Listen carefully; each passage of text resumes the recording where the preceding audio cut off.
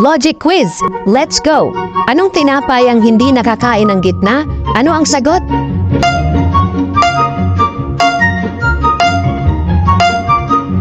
Donut. Ilang pares ng hayop ang inilagay ni Moises sa kanyang arko?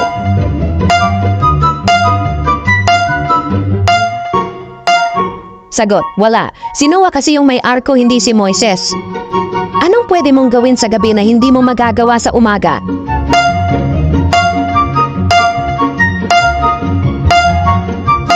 Sagot, magpuyat. Kailangan mo munang sagutin bago mo tanungin.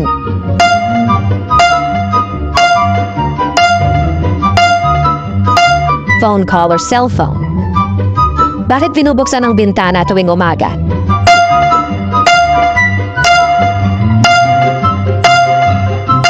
Kasi nakasarado. Alright. Comment how many did you get right?